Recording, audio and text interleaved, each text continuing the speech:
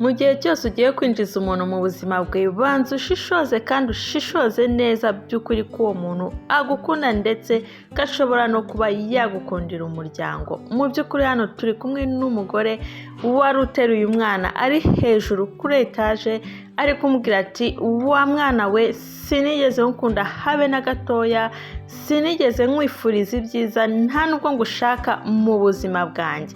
Hano hari umumarayika waje gutabara uno mwana. Urabona yuko ibyo yavugaga byose marayika yari ari hano kandi amwumva, ambwira ati sawa rero genda neza, ntabwo uzongera kundushya, ntabwo uzongera kubana nanjye ukundi. Ati ngaho urugendo rwiza, ati Imana ikwakire mu bayo. Urabona yuko rwose hano marayika yaramusamye, uyu nguyu yarangije araseka cyane ati hahaha, ati ndagikoze nukuri, ati ubu ngubu pe, ati ndabirangije, ati ngaho genda, ubu ngubu ndatekereza yuko rwose ugezeyo, ati sabayi tuzahurira mu ijuru. Abamama nk'aba ngaba baho rwose, nujya gushaka umugore uzaza gusimbura umugore wa mbere cyangwa uzaza kurera abana umugore wa mbere yasize, mu by'ukuri jya ubanza ushishoze kandi utekereze neza. Uwo mugani byarutwa no kuzana umukozi, kuko urabona yuko rwose hano marayika yaramutabaye, arangije amuryamisha aha ngaha, arangije arigendera. Urabona yuko hano papa we yaje, hari ibintu yibagiwe, arangije aza hano yihuta, ari kuri telefone arihuta. Hano marayika urabona yuko yaramwumvishe, arangije avuga ati reka ngenda atansanga aha ngaha. Nuko nguko marayika yagiye amaze gutabara uwo mwana. Papa we yaje hano ngaha yiruka, rero hari ibintu yari yibagiwe kandi by'ingenzi. Agezeyo ababonye umwana we ati ati umwana wanjye kari hano, ati ba wihanganye gato ndaje nongere ngo wahamagare. Atangira kwibaza impamvu umwana yaba ari aha ngaha, areba ahantu hose abona nta muntu n'umwe ari kumwe nawe, biramushobera cyane. Urabona yuko yaje yegera umwana we, ubona atangaye kandi binababaje mu by'ukuri kuba wasanga umwana ari wenyine ahantu hanze, nta wundi muntu bari kumwe, umwana utaramenya kugenda, mu by'ukuri biba biteye ubwoba. Urabona yuko rero yaramuteruye ati mwana wanjye uri hehe, uri kuva he, uri kujya hehe? Ataba hano, ati ninde uri hano hantu koko, ati ninde wasize umwana wanjye aha ngaha?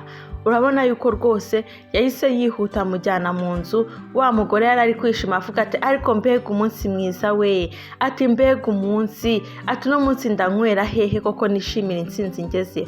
Ati reka mbanze mpamagara umugabo wanjye mubwire ko ibintu byose bimeze neza, ibintu byose nta kibazo rwose, n'umwana we ameze neza, yariye kandi yanyweye. Urabona yuko rwose hano ngaha yari kwisetsa cyane avuga ati mbega umunsi, ati ubu ngiye kwishima noneho nishime mu buzima.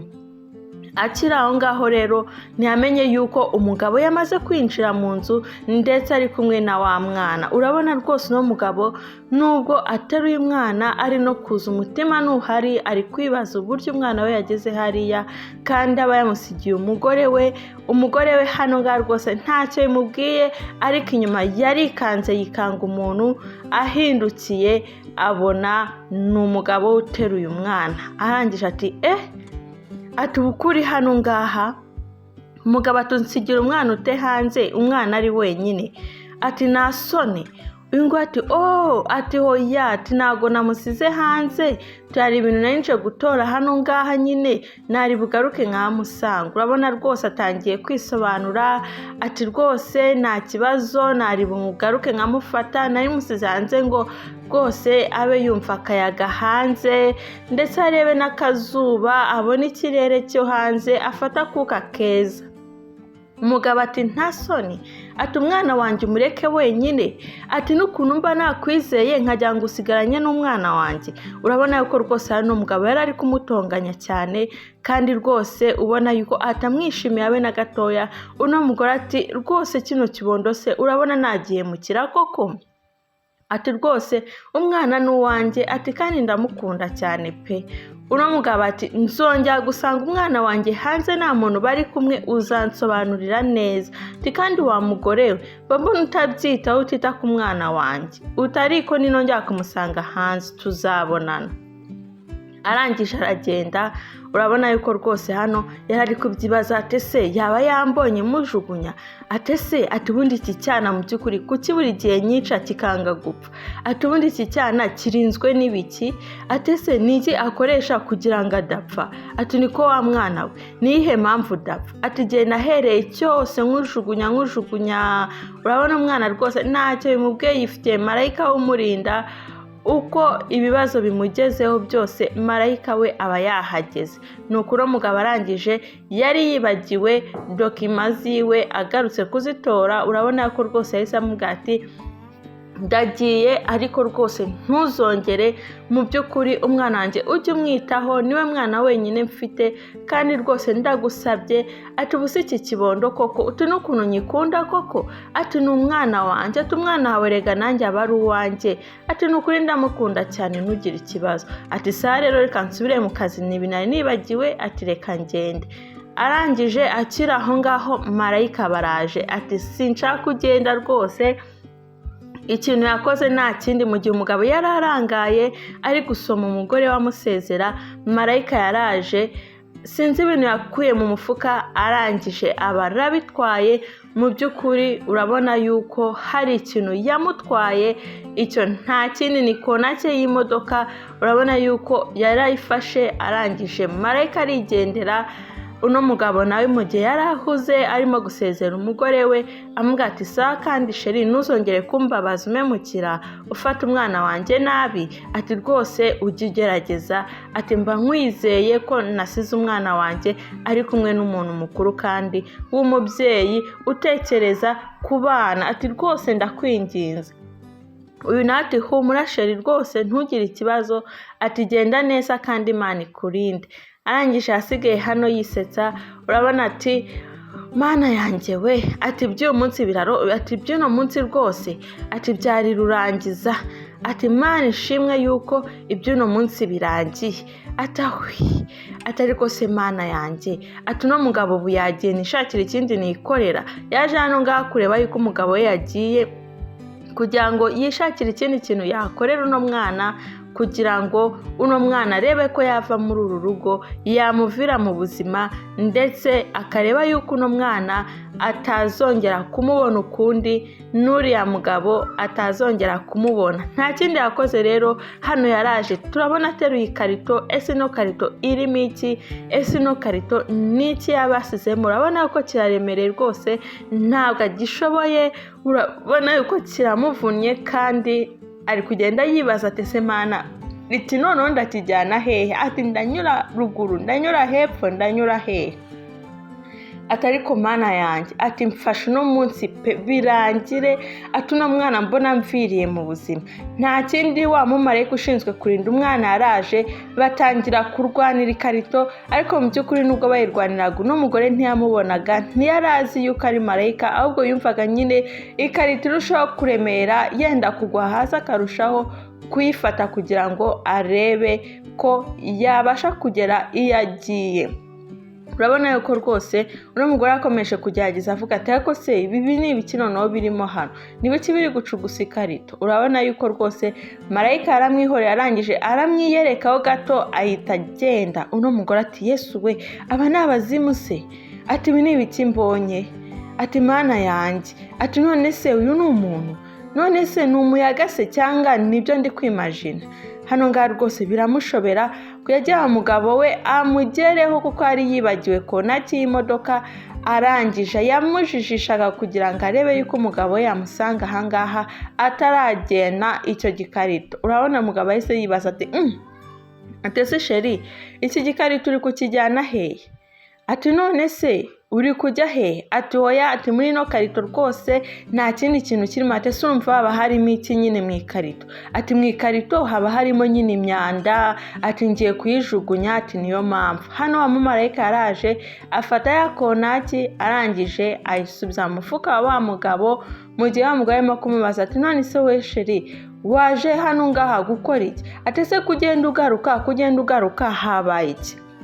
Urabona rwose uno mugabo ati reka nkutwaze ahubwo tugenda. Ati nanjye narinje hano ngaha, ati nibagiwe konaki yanjye, ati nuko nguko nyenda avuga reka ngaruke nze nyishake. Ati nanjye sinzi ukuntu byagenze, ariko niba tugenda twajyana ati nanjye konaki rwose nari nayibuze akozemo aba arayumvise ati ati iki ni iki numvise arebye neza asanga ni ya konaki ati Yesu wanjye ati njye navuye hano nayibuze ati none ndagarutse ndayibona ati si ibi ni ibiki ati si ibi bisobanuye iki uno mugabo arangije aramureba arangije rwose areba ukuntu mugabo ari kwitegereza arangije utariko sheri nayo ibi bintu rwose ntabwo ari byo ati uragenda ukagaruka ati sinagushaka gukora mu kazi ati cyangwa urashaka kwirwa hano ukaruhuka umugabo ntari kubyibaza ati ni gute ushaka ikintu kandi ugifite nuko umugabo urabona rwose hano ngaha wibuke yuko afite ikarito kandi iremereye umugabo ati ntacyo reka ngufashe rwose ati hoya byihorere ndabyifasha ati ubuse nguhereza imyanda nikwanduza urabona rwose uno mugore hano yarabyanze yanga yuko amufasha arangije nta kindi yakoze umugabo ambwiye ati sawa rero icyo kinzanye ni iki ngiki ntarinje kuri konaki none ubwo nyibonye ntago natinda hano ngaha reka nigendere nuko umugore arangije asigara hano ngaha ariruhutsa ati aho atari ko mana yanjye ati kuki imigambi yanjye yose ipfa koko ati ubu nk'iki cyana ati mana we ati cyakora urakoze mana ka atabibonye ati baze noneho iyabibona nta kindi cyari muri ya karito uretse yuko uno mugore yamuhishaga ibintu byinshi agashaka yuko n'umwana we yamuhitana mu by'ukuri wa mwana ni wari uri mu ikarito ariko urabona uno mwana ni icyana cyiza gishimishije ni umwana ubona rwose wifitiye amahoro yifitiye marayika wumureberera yifitiye marayika wumurwanirira nta bwoba na bukeya afite urabona yuko rwose uko abayeho biramushimishije nta n'ikibazo rwose abana bato bibuke n'abaziranenge n'utumarayika tuba twibereye mu isi ntago tuzi umwanzi nta nubwo tuzi umuntu bakunda mu by'ukuri mw'abantu mwe mugirira n'aba bana muba namwe mwihemukira kuko mutazi aho abo bana banyu icyo bazaba cyangwa abana ba rubanda kandi mu by'ukuri ari wejo wari kuzakuramira hano ngaha rero umwana yari afite hano ishapure yambaye n'umugore atangiye kuvuga ati ati cyangwa impamvu imigambi yanjye yose ipfa ni iki kintu wambaye atari kwa mwana ati twabona ari ryo banga umwana aranga rwose ari kwirebera nta kibazo na gito yifite ati ati menya impamvu neza ibintu byanjye bipfa ati impamvu ibintu byanjye bidakunda ni iki kintu wambaye ati noneho ubwo mbimenye ati ndaje nkwereke ati tugende hariya noneho nkwereke ati uno munsi ugomba kumenya uwo ndiwe ati ubundi kubera iki ati igihe cyose ngerageza kukwica ati ntagupfa utundi wa mwana we urimo ibiki mu by'ukuri ba mukasi b'abantu nubwo bamwe atari beza ariko hari n'abandi beza ariko mu by'ukuri mujye mubigerageza mubirwanire kuba beza n'abandi bajye babirata yaje hano ngaha afite ikintu acyambara mu ijosi arimo guseka cyane ati noneho uno munsi ati umuti wanjye urakora uno munsi ati nirurangiza ibyanjye byose bigiye kurangira ati uno munsi ndagera ku nsinzi yanjye ati kandi rwose wa wundi uza kunangira gukora ibyanjye ati uno munsi nanjye ndamufite hari ibintu yazanye ahangaha rero atangira kubimena hasi avuga ati ntaharenge urabona yuko rwose hari ibintu yahamenye niba ari ifu yabinyanyagije hasi ubona yuko rwose yishimye avuga ati uno muti wanjye ndabizi urakora wibukanye n'ikintu yambaye mu ijosi niba ari umupfumu niba araguza nta muntu n'umwe ubizi urabona yuko rwose yarishimye cyane araseka aranezerwa ati uno munsi mana we ati mbega ibintu byiza ati noneho nta muntu mbuza kugera ku nsinzi yanjye yaje ahangaza muri cya cyumba wa mwana yari aryamyemo aza amwegera amusatira avuga ati uno munsi noneho wa mwana we tangira usezere ku isi kuko ibyawe birarangiye urabona rwose uno mugore yaje yishimye cyane mu by'ukuri ntabwo umuntu ugira nabi yagakwiye kubikora yishimye anaseka yumva yuko ari kugira neza ariko urabona uyu nguyu rwose yari yishimye uno mwana akamureba akamwihorera ndetse umutima we nta n'urwango rurimo ntazi nuko anamutekereza nabi rwose ntabwo ibyo umwana byitayeho ambwiye ati noneho ndagusezera uno munsi urarara ugeze ikuzimu wa marayika rero yarabyumvise ko wa mwana hari ikindi kigiye kumubaho kitari cyiza, nta kindi yakoze, yaje hano ariko za mbaraga zikajya zimurwanya, agashaka kugenda bikanga. Niba ari uko wa mugore bya bintu yasutse byarushije marayika imbaraga, urabona yuko rwose uno mu marayika ntako atari kugira, ati ubuse noneho bino ni ibiki, ati bigenze ute koko? Wa mwana urabona arahangaha na wa mugore nta kindi yakoze, yaraje hano ngaha mukura ya shapure mu mutwe, arangije ati noneho, ati iki wabona aricyo cyatumaga udapfa, ati noneho ubu ngubu nta kindi, birarangiye, ngiye kukurangiza. Urabona yuko rwose yaramuteruye yishimye cyane. Burya abagome nubwo bakora ubugome baba babona hari ari ibintu byiza bari gukora, ariko mu by'ukuri ubugome buhora ari ubugome. Nta na rimwe ikibi kigeze kibi cyiza cyangwa umuntu akitiranye, nubwo rwose wakora ikibi nawe ubizi neza ko ari ikintu kibi urimo gukora. Urabona yuko rwose uno mugore ahangaha yaraje rwose agerageza uko ashoboye kose, biranga, marayika ararwana biranga. Wa wundi aza hano hejuru kuri etaje n'ubundi hahandi yarahagaze avuga ati ariko mana, ati ubu ngubu noneho uno munsi ni finali, ati uno munsi niyo rurangiza, ati ubu ngubu ibyanjye byose bigiye kujya ku murongo. Wa mwana we wambujije umugisha, wambujije amahoro, utariko noneho birarangiye, ubu ngubu ni rurangiza. Urabona rwose uno mugore afite ibyishimo byinshi, kandi mu by'ukuri umwana agiye kujugunya hasi ni umuziranenge. Marayika rwose yakoze ibishoboka biranga, akora ibishoboka byose biranga. Atangira kubwira Imana ati Imana noneho wakongera ukama imbaraga koko. Wa mugore arangije nta kindi yakoze, yarayifashe ayita hasi, aravuga ati sawa genda noneho ndebe aho imbaraga yongera kuzikura. Urabona ya shapure rwose yayitaye hasi, avuga ati ni wowe wamuhaga imbaraga, ati wabona ari nawe wamurindaga, ati noneho ngiye kureba uko ari bubigenze. Ati noneho wa mwana we, ati reka nguhe amahirwe ya nyuma tube tuganira, ubu nganiriza, ati bwa nyuma na nyuma. Urabona marayika rwose yakomeje yinginga avuga ati Mana yanjye ibi ni ibiki koko? Ati Mana ndakwinginzemo imbaraga mbashe kurokora uno mwana, Mana mbi imbaraga mbashe kureberera uno mwana. Marayika rwose urabona hano ngaha Imana yaramwumvishe, Imana iramwumva imuha imbaraga. Urabona yuko rwose urugi yahise arukingura anyuramo, ariko ntabwo yagiye mu rugo ahubwo yaje ahangaha. Urabona umugabo arimo kwigendera mu muhanda agiye mu kazi, mu marayika niho yamusanze, arangije ahagarika imodoka.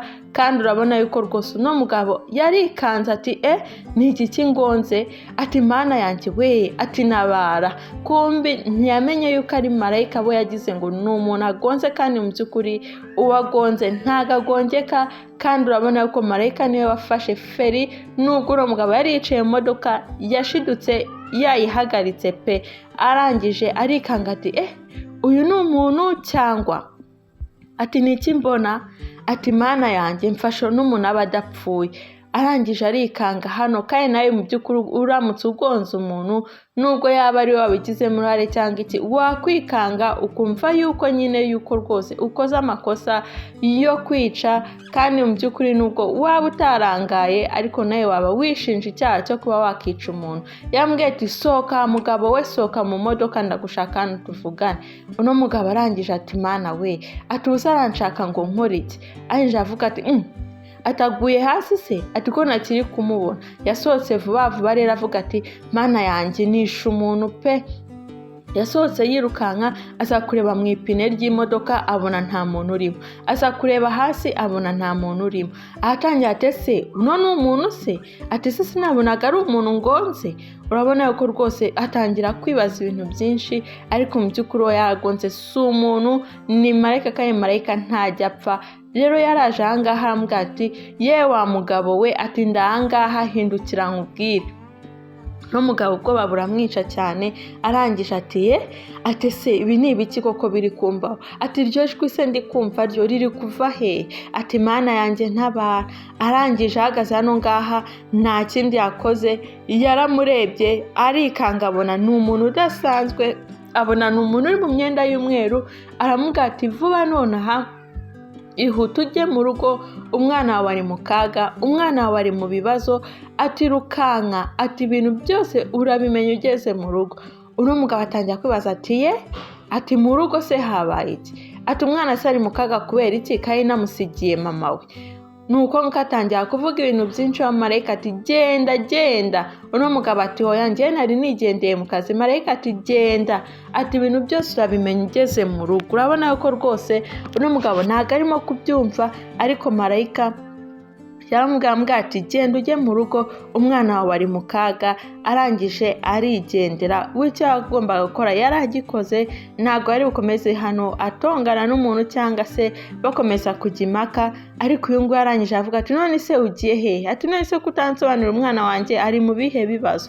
Nta kindi rero umugabo yakoze, yavuze uti mu by'ukuri nkwiye kujya mu rugo kuko n'undi nasanze umwana wanjye ari hanze kandi nta muntu n'umwe bari kumwe. Ati ubusa namenye umwana wanjye ari hehe? Ati nkwiye kujya mu rugo pe. Nta kindi yakoze, yahise ahindukira aravuga ati reka nirukanke njye mu rugo, ntawamenya ikibaye. Ati ntawamenya, ati n'ubundi kare namusanze hanze. Urabona rwose uno mugabo yarumviye nubwo byagoranye, ariko aravuga ati reka njye mu rugo, njye gutabara umwana wanjye. Ati se umwana wanjye koko yababaye iki? Nta kindi yakoze, yahise akata imodoka. Arangije avuga ati reka ngere mu rugo, ngende ndebe yuko umwana wanjye nabasha kumuramira, nabasha kuba namurokora cyangwa se nabasha kumutabara.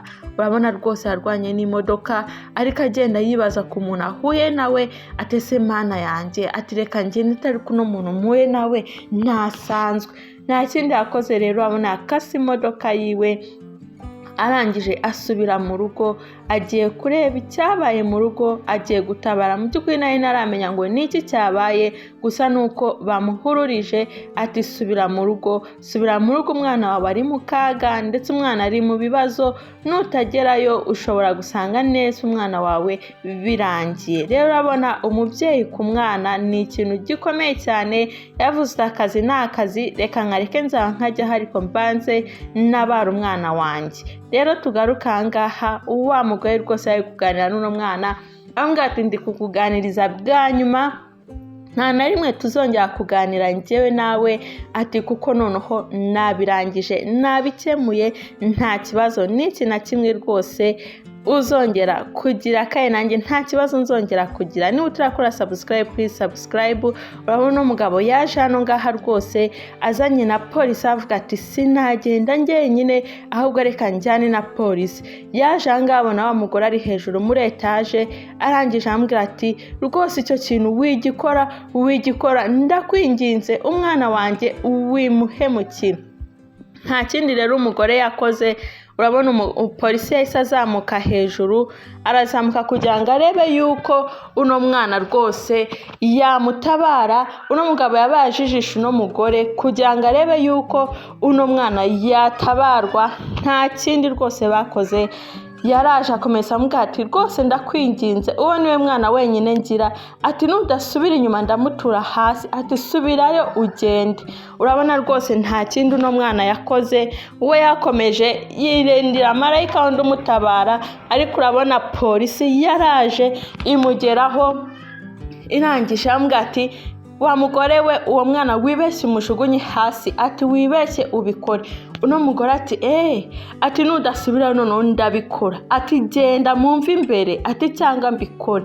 Urabona ko rwose yahise arakara avuga ati nundi ngomba kubikora byanga byakunda ko nundi namaze gufatwa. Nta kindi umugore yahise avuga ati noneho reka mujugunye hasi mwese muhombe nanjye mpombe. Arangisha mujugunya atazi ko wa mumarayika yahageze. Marayika baraje asama umwana, ariko mu by'ukuri umubyeyi yatinye kureba umwana wagwa hasi agwa igihumure. Nta kindi yakoze rwose, yarikanze ashidukira hejuru. Ati mwana wanjye, ariko uno mupolisi wabona yahise amubwira ati wa mugore we, ukoze icyaha nkana, ukora icyaha wakigambiriye. Ati cano ngahaze. Urabona ko rwose yahise amutwara agiye kumufunga, nta kindi wamukorera. Uno mugabo rwose yarumiwe arikanga. Ati mana nabara, arangije yabonye hano marayika, abona wa mumarayika amutabariye umwana. Mu by'ukuri marayika yarwanye kuri uno mwana kugeza finali. Urabona yuko rwose uno mwana aratabawe, marayika amusubije umugabo. Uno mugore nawe rwose agiye kuri polisi, urabona polisi aramusohoye amubwira ati jya imbere tugende, atuzafunga ubuzima bwawe bwose, ati ntuteze kongera kuba mu bantu wa mugore we, ati uri umugome kandi urakabije. Azana imbere y'umugabo ati sheri ni ukuri umbabariye, ati ni satani, ati ni satani wanyoheje, ati ni ukuri umbabariye ntabwo nazongera, ati n'umwana namufata neza cyane. Urabona uno mugabo ati niba ntakugiriye impuhwe nari bube nanjye nkwishe, atariko nkugiriye impuhwe genda polisi gufunge. Urabona yuko rwose uno mugore ari kumwinginga amubwira ati sheri ni ukuri ungiriye impuhwe bakandeka, ati umwana namukunda. Ariko mu by'ukuri uno mugabo yasigaye hano avuga ati mana yanjye ushimwe ko nongeye kubona umwana wanjye, ushimwe, ati mbega mana, ati usura nk'umuntu ko kunabariye umwana ninde, ati ubuse koko, ati mana we, ati ushimwe ko nongeye kubona umwana wanjye, ati wa muntu wumfashe kuramira umwana wanjye nubwo ntazi ahantu ugiye, nubwo ntakuzi, ariko mu by'ukuri urakoze cyane, ati mana ushimwe, ati ntabwo nari nzi ko uno mugore ari umugome bigeze hano, ati burya abagore nuko bameze, ati Yesu we, ati mwana wa, ati Imana ishimwe, ati ubu koko ndongeye ndagufashe, utubu warugiye waruncitse birangiye. Ariko mu by'ukuri Imana ijya ireberera abantu bayo, Imana ntabwo ijya yemera na rimwe yuko umuntu wamuhemukira, byanga byakunda urabiryozwa nubwo wabikora. Rero reka mbashimire mwebwe mwese mwabanye nanjye muri no filimi tukaba tuyirangizanyije. Please kora subscribe kandi ukande na like niba iba yagushimishije. Bye naho mu bindi biganiro.